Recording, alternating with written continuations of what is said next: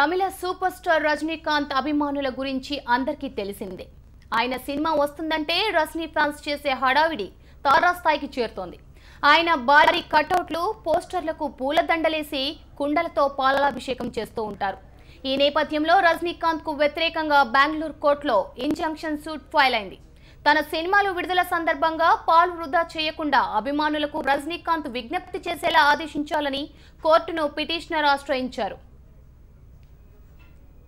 ఇక దీనిపై మరింత సమాచారం మా ఫిలిం రిపోర్టర్ వెంకట్ అందిస్తారు. వెంకట్, చెప్పండి, రజనీకాంత్ వివాదానికి సంబంధించిన తాజా సమాచారం ఏంటి?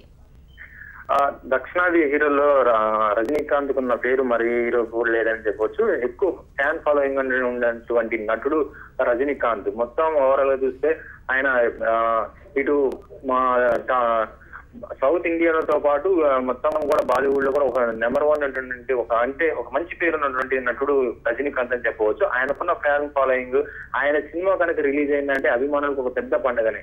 అయితే ఏంటంటే ఆయన అభిమానులు ఆయన సినిమా రిలీజ్ రోజున పెద్ద పెద్ద కటౌట్లు కట్టేసి వాటికి పాలాభిషేకాలు చేయటము, తమ అభిమానాన్ని చాలా బీభత్సంగానే వాళ్ళు జరుపుకుంటుంటారు.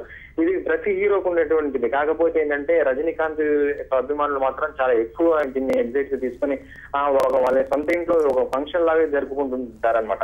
ఇదే విషయాన్ని చూస్తే అభిమానులు ఈ విధంగా చేసి చాలా వరకు నష్టపోతున్నారు.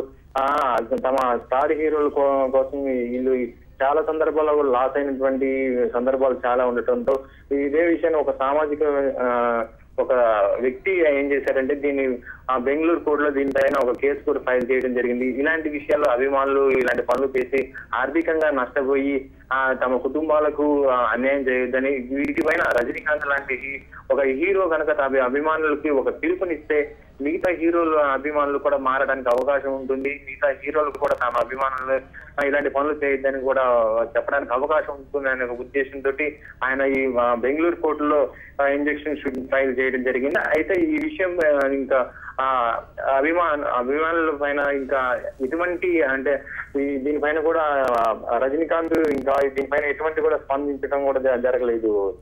Right, thank you Venkat.